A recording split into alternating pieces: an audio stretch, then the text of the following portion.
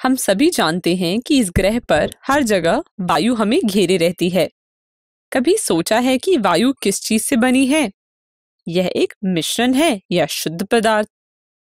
पहले समय में वायु को एक शुद्ध पदार्थ माना जाता था, लेकिन बाद में कई गैसों का मिश्रण पाया गया। वायु के मुख्य घटक है नाइट्रोजन, ऑक्सीजन, कार्बन डाइऑक्साइड और कुछ जल वाष्प। यह सभी गैसें मिलकर वायु का मिश्रण बनाती हैं। यह एक दिलचस्प बात है कि पृथ्वी पर जीवन वायु की इन गैसों का ही परिणाम है। चलिए अब मेरे एक प्रश्न का जवाब दें। शुक्र और मंगल ग्रह पर जीवन संभव क्यों नहीं है, जबकि यहाँ वायुमंडल के मुख्य घटकों में से एक घटक कार्बन डाइऑक्साइड होता है? चलिए मैं आपकी मदद करती हूँ। पृथ्वी का वायुमंडल शुक्र और मंगल ग्रह से अलग होता है क्योंकि यह अंतर इनकी रचना में होता है। पृथ्वी का वायुमंडल इन गैसों का मिश्रण है, इसलिए यहाँ जीवन संभव है। परंतु शुक्र और मंगल पर मुख्य रूप से कार्बन डाइऑक्साइड गैस ही होती है, जिनकी मात्रा 95% से 97% तक हो जाती है, जबकि हमारे वायुमंडल में तो कार्बन डाइऑक्साइड की मात्रा 1% का एक छोटा सा भाग ही है।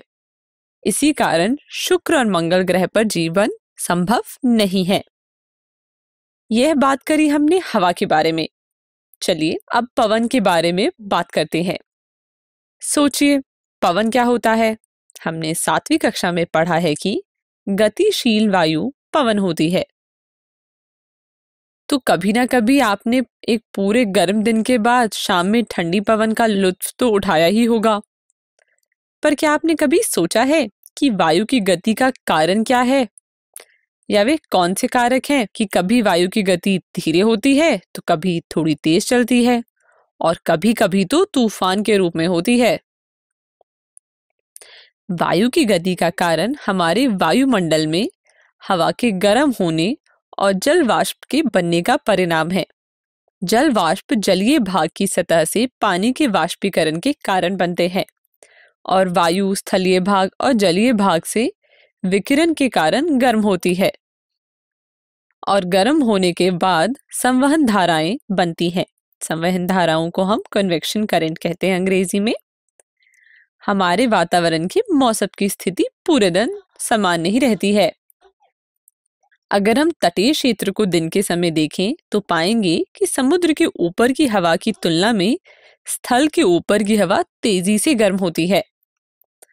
गर्म होने पर वायु ऊपर की ओर उठने लगती है और वहां कम दाब का क्षेत्र बन जाता है, जिसके परिणाम स्वरूप समुद्र के अंदर समुद्र के ऊपर की हवा स्थल की ओर बढ़ती है और इसी प्रकार दिन के समय हवा की दिशा समुद्र से स्थल की ओर होती है। एक क्षेत्र से दूसरे क्षेत्र में वायु की गति पवन का निर्माण करती है।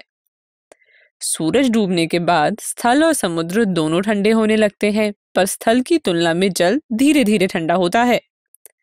इसके फलस्वरूप जल के ऊपर की वायु स्थल के ऊपर की वायु की तुलना में ज्यादा गर्म रह जाती है और कम दाब का क्षेत्र बना देगी, जिसमें स्थल से समुद्र की ओर वायु बढ़ती है।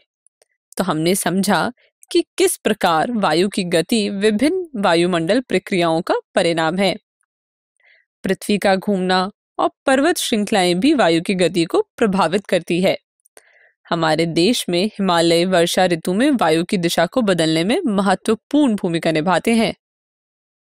तो वीडियो के इस भाग में हमने जाना कि पवन की गति के पीछे कारण क्या है। पृथ्वी पर पाए जाने वाले और संपदाओं के बारे में जानने के लिए अगले वीडियो में मिलते हैं। धन्यवाद।